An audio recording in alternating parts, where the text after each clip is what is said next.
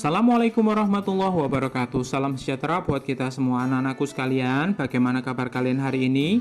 Doa saya masih sama ya. Semoga kita semua dalam keadaan sehat, dalam keadaan yang baik-baik di rumah. Anak-anakku sekalian, melanjutkan materi minggu lalu tentang ilmu pengetahuan sosial kelas 8, kita akan membahas tentang negara-negara di ASEAN. Adapun negara yang kita bahas ada 3, yaitu Laos, Thailand, dan Vietnam.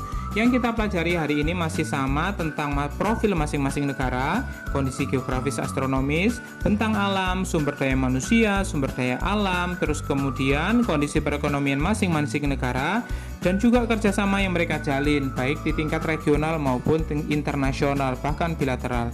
Kita mulai dari yang pertama, yaitu Laos. Negara Laos mempunyai nama Lao People of Democratic Republic.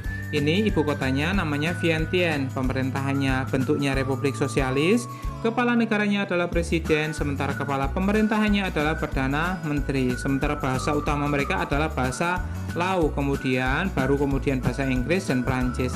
Agama yang mendominasi di sana adalah Buddha. Tentu saja ada agama yang lain dengan jumlah yang lebih sedikit ya. Kemudian suku bangsanya adalah Lao, Miao, Yao, dan Thai. Jumlah penduduk mereka kurang lebih adalah 7,2 juta jiwa. Ini bersumber dari Worldmeter Population Januari 2020. Adapun mata uang mereka yaitu KIP, lagu kebangsaannya Pengkat Lao, sementara hari kemerdekaannya adalah 19 Juli 1949. Kita lanjutkan pada letak astronomisnya. Terletak di 14 sampai dengan 22 derajat lintang utara, sementara bujurnya 100 sampai 103 derajat bujur timur. Iklim di Laos beriklim tropis dengan rata-rata suhu 26 sampai 20 derajat Celcius dengan curah hujan sekitar 1.500 sampai 2.500 mm per tahun yang dipengaruhi oleh monsun barat, angin monsun barat ya. Sementara musim kemaraunya dipengaruhi oleh angin monsun timur. Itu ya. Kemudian kita lanjutkan letak geografisnya.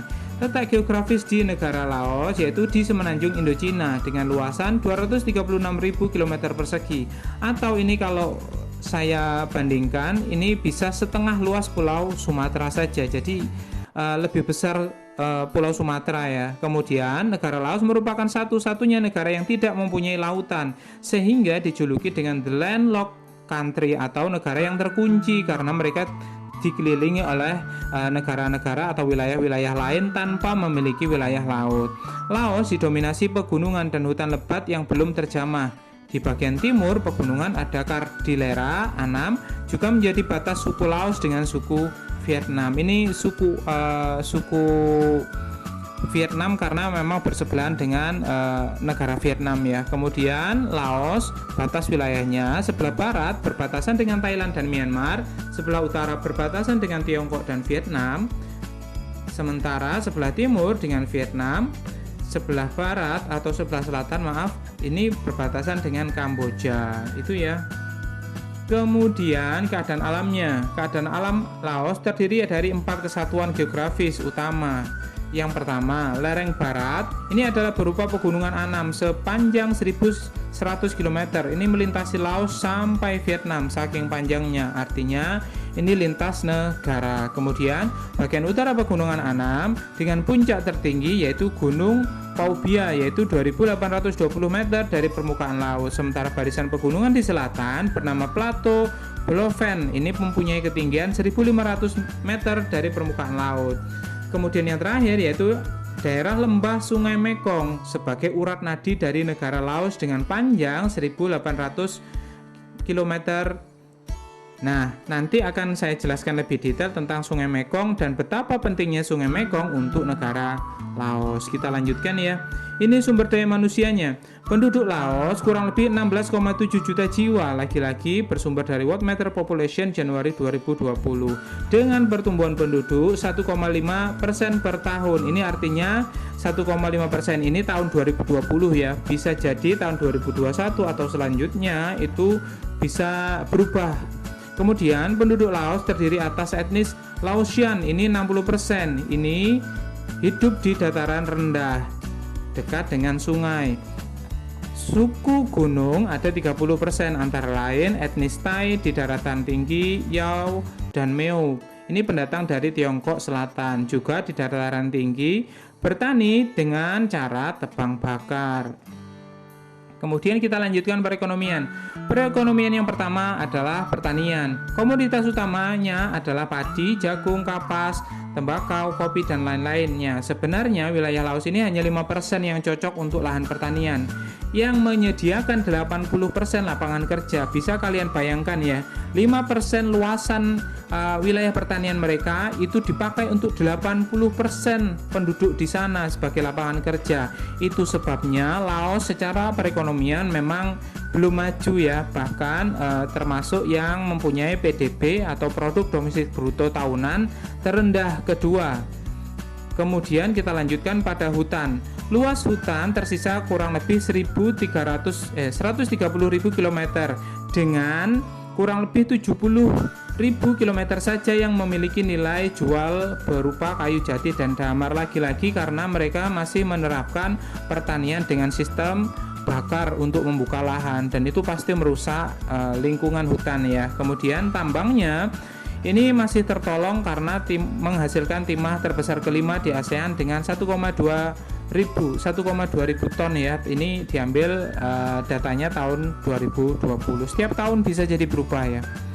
Kemudian secara perekonomian, Sungai Mekong mengalir dari dataran tinggi Tibet ke Cina melalui Myanmar, Laos, dan Thailand, dan juga Kamboja. Sungai Mekong ini menjadi urat nadi bagi negara Laos yang mengalir sepanjang 4.350 km di Laos ini, dan ini dimanfaatkan untuk PLTA dengan pembangunan bendungan, antara lain dengan pembangunan megaproyek Sanakam bekerja sama dengan Cina. Itu kenapa Laos mendapat julukan baterai Asia dengan hasil listrik yang sebagian besar diekspor ke luar negeri. Nah, ini pun pembangunan dari Sanakam dan juga PLTA yang bekerja dengan Cina ini pun menyisakan masalah. Ternyata sepanjang yang saya tahu, ternyata itu juga pembangunan itu berdampak pada pencemaran lingkungan di Sungai Mekong. Otomatis karena Sungai Mekong menjadi urat nadi beberapa negara, tentu saja banyak protes dari negara-negara di sekitar karena adanya pencemaran dari efek dari pembangunan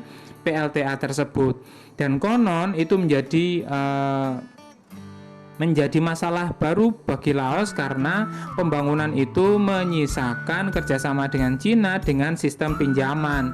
Otomatis Laos menjadi punya beban hutang yang sangat besar kepada Cina. Itu yang saya tahu ya, sekedar informasi saja. Kita lanjutkan untuk kerjasamanya. Untuk bilateral, kerjasama di bidang hukum dengan adanya MOC, ini dengan Indonesia ya, Memorandum of Cooperation. Sementara di regionalnya sebagai negara anggota ASEAN. Ini sebagai negara anggota ASEAN ya, Laos aktif dalam banyak kegiatan antara lain pada KTT ASEAN ke-10 yang dilaksanakan di Vientiane di negara Laos dan juga APEC. Sementara internasional aktif dalam lembaga di bawah naungan PBB antara lain ILO, UNESCO, WHO, dan sebagainya. Itu ya tentang Laos. Kita sekarang lanjutkan pada negara yang kedua, yaitu negara Thailand. Nama resminya Mueang Thai. Nama ibu kotanya adalah Bangkok, kemudian pemerintahannya adalah kerajaan konstitusional, dipimpin kepala negaranya adalah raja, sementara kepala pemerintahannya adalah perdana menteri. Bahasa yang digunakan adalah bahasa Thai, ini bahasa utamanya, kemudian bahasa pengantarnya adalah bahasa Inggris. Kemudian agama ada Buddha, Islam, Kristen, dan animisme. Suku bangsa di sana ada Thai, Lao, Melayu, Mon, Tionghoa, dan Khmer. Jumlah penduduknya mencapai 69,7 juta jiwa dari World Matter Population Januari 2020. Mata uangnya adalah baht, lagu kebangsaannya adalah Plang Chart Thai. Hari kemerdekaannya tidak pernah dijajah, jadi mereka tidak punya tanggal hari kemerdekaan. Karena memang menjadi satu-satunya negara yang tidak pernah dijajah ya di Asia Tenggara. Kemudian letak astronomisnya 6 derajat sampai dengan 20 derajat lintang utara, sementara bujurnya 98 sampai 116 bujur timur. Ini menyebabkan Thailand beriklim tropis dengan suhu rata-rata 27 derajat Celcius di bagian selatan dan 15 derajat Celcius di bagian selatan juga. Curah hujan ini berbeda wilayah ya, ini harusnya utara ya. Curah hujan Thailand cukup tinggi sekitar 2000 sampai 3000 mm per tahun. Kita lanjutkan untuk letak geografisnya. Luas wilayah Thailand mencapai 514.000 km persegi. Pusat kegiatan atau jantungnya negara Thailand berada pada dataran rendah di daerah aliran sungai Chao Phraya. Sekali lagi ya, jantungnya atau pusat kegiatan ekonominya juga di sekitar Sungai Chao Phraya yang subur dengan irigasi serta kanal yang baik, termasuk kota Bangkok. Kotanya juga ada di Thailand, ini ada di dekat Sungai Chao Phraya. Di Thailand bagian utara terbentang barisan pegunungan dengan ketinggian rata-rata mencapai 1.200 meter dari permukaan laut, yang di tengah-tengahnya terdapat lembah namanya Ping, Lembah Huang, Lembah Yom, dan juga Sungai Nan. Kita lanjutkan ya. Ini adalah batas wilayahnya. Untuk wilayah utara berbatasan dengan Laos dan Myanmar, selatan berbatasan dengan Malaysia dan Teluk Siam, bagian timur Laos dan Kamboja, bagian barat Myanmar dan Laut Andaman. Thailand Timur dan Laos dipisahkan oleh Sungai Mekong. Dia hanya dipisahkan oleh Sungai Mekong saja. Makanya kalau misalnya Laos tercemar, otomatis Thailand pasti protes kan, gara-gara pembangunan bendungan tadi untuk PLTA. Thailand dan Myanmar dipisahkan oleh Sungai Salwan. Kita lanjutkan. Nah, ini adalah keadaan alamnya di Thailand. Letak Thailand di semenanjung Indochina, bagian utara pegunungan dengan puncak tertinggi di Dau Intanon. Ini mencapai 2.576 meter dari permukaan laut. Yang juga merupakan pusat perdagangan dan juga industri. Bagian timur laut ada hamparan plato, Korat, dan Sungai Mekong, merupakan pusat pertanian dan padi. Bagian tengah ada lembah Sungai Chao Phraya. Sementara bagian selatan ada tanah genting kera yang merupakan hutan lebat yang kaya hasil perkebunan. Sementara sumber daya manusianya, penduduk Thailand ini mencapai 69,7 juta jiwa. Kemudian terdiri dari dengan laju pertumbuhan penduduknya yaitu 0,3 per tahun. Etnis terbesar di sana mencapai 75 berasal dari suku Thai. Sisanya adalah orang-orang Tiongkok, Melayu, dan Mongoloid atau Mongolia ya, berkulit kuning 11%. Sementara agama dominasi di sana 94,50 ini adalah agama Buddha, disusul dengan Islam, Kristen, dan sisanya adalah kepercayaan yang lain. Kemudian perekonomian. Dalam perekonomian, 80% penduduk Thailand bermata pencarian sebagai petani, dengan beras dan karet sebagai komoditas utamanya. Selain itu juga dihasilkan kelapa, tembakau, sutra, kapas, dan berbagai jenis tanaman dan juga buah-buahan. Sektor pertambangan, peternakan, dan hasil alam lainnya juga memberikan kontribusi yang cukup besar bagi devisa negara Thailand. Industri di Thailand juga lebih maju dibandingkan negara-negara Asia Tenggara. Kita lanjutkan ya. Nah, ini dia perekonomiannya. Bergantung pada pertambangan, Thailand merupakan negara terbesar ke-6 penghasil timah di ASEAN. Selain timah, ada juga minyak bumi dan wolfram. Kemudian pertanian. Pertanian mereka menghasilkan padi sebagai komoditas ekspor yang memberikan devisa cukup besar bagi negara. Selain itu ada jagung, ketela pohon, tembakau, kopra, dan karet. Sementara peternakan ada sapi dan kerbau. Untuk pariwisata, nah ini ya, pengembangan pariwisata di Thailand ini sedang dikebut-kebut karena mereka mengejar wisatawan asing ya, walaupun di masa pandemi tentu menjadi turun drastis. Adapun wilayah yang sangat terkenal di Thailand yaitu pantai Pattaya yang sangat terkenal di dunia karena keindahannya. Kita lanjutkan kerjasamanya di Thailand. Bilateral perdagangan dengan Indonesia, Thailand mengekspor beras, jute, gula, dan juga kapuk, sedangkan Indonesia mengekspor kayu dan pesawat terbang. Regionalnya, Thailand merupakan salah satu pendiri ASEAN pada 8 Agustus 1967. Tentu saja mereka aktif ya di ASEAN. Kemudian internasional, Thailand juga aktif di banyak organisasi di dunia, antara lain IMF, ILO, UNESCO, WHO, WIPO, APEC, dan lain-lain. Kita lanjutkan pada negara terakhir, yaitu negara Vietnam. Nama resminya adalah Republik Sosialis Vietnam, ibu kotanya adalah Hanoi, kemudian pemerintahannya adalah Republik Sosialis, dipimpin oleh kepala negara yaitu presiden, kepala pemerintahnya adalah Perdana Menteri. Bahasa yang digunakan di sana adalah bahasa Vietnam. Agamanya ada Buddha, Islam, Konghucu, dan Kristen. Kemudian suku bangsanya adalah Vietnam. Vietnam ini sekaligus suku bangsa yang terbesar ya di Vietnam. Kemudian ada Tiongkok, Mon, Man, Thai, Cham, dan Khmer.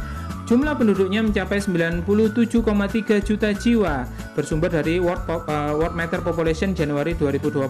Mata uangnya adalah Dong. Lagu kebangsaannya adalah Tien Huan Cha. Hari kemerdekaannya adalah 2 September 1945. Ini mepet-mepet dengan Agustus milik kita ya, 17 Agustus 1945, sama-sama tahun 1945.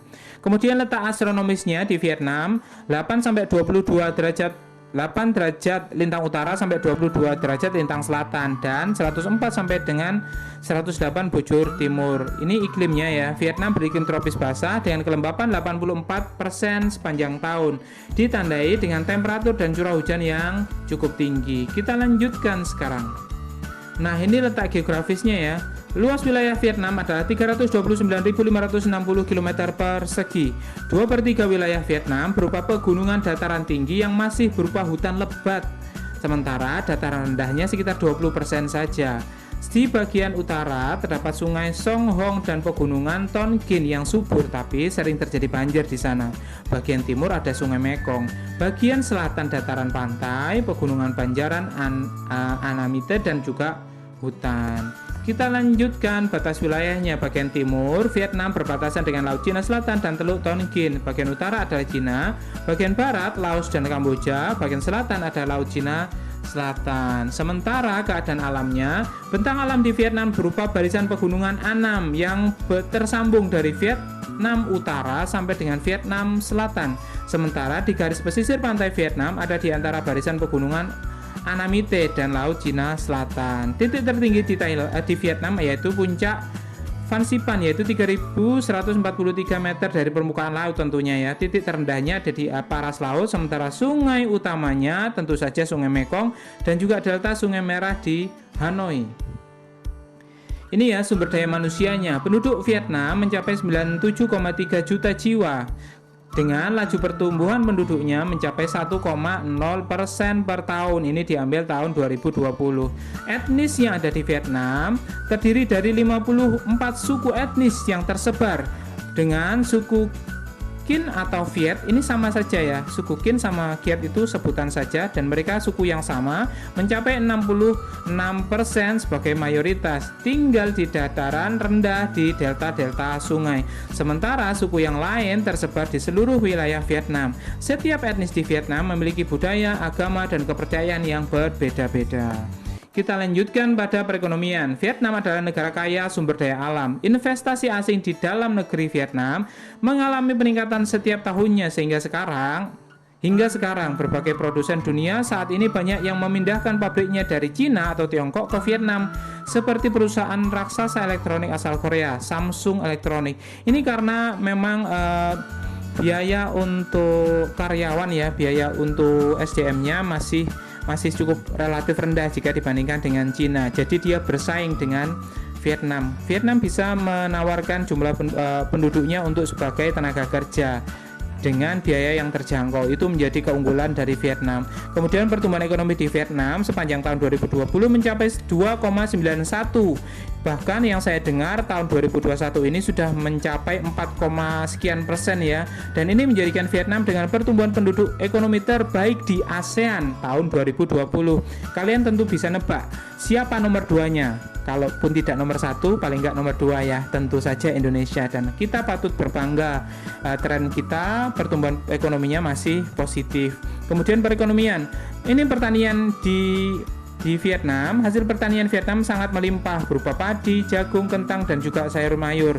Perikanan juga melimpah dengan sistem budidaya yang terpusat di Teluk Tonkin dan Laut Cina Selatan yang sudah diekspor untuk menambah devisa bagi negara Vietnam.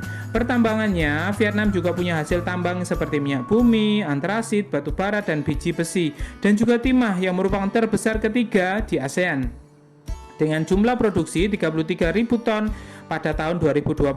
Lagi-lagi ini setiap tahun jumlah produksi itu bisa jadi berbeda ya. Jadi kalian perhatikan sumbernya dan tahunnya.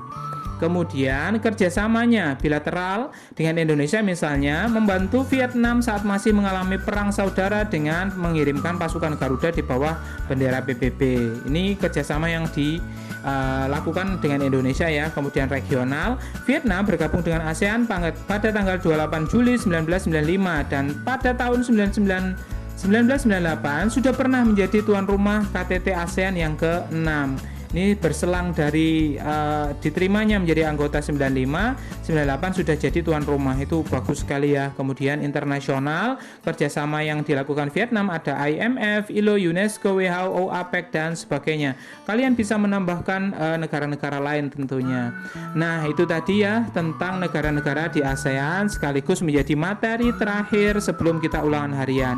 Ada kurang lebihnya, semoga apa yang kita pelajari hari ini bisa menjadi ilmu yang manfaat dan juga pengetahuan baru buat kalian. Saya akhiri. Assalamualaikum warahmatullahi wabarakatuh. Terima kasih.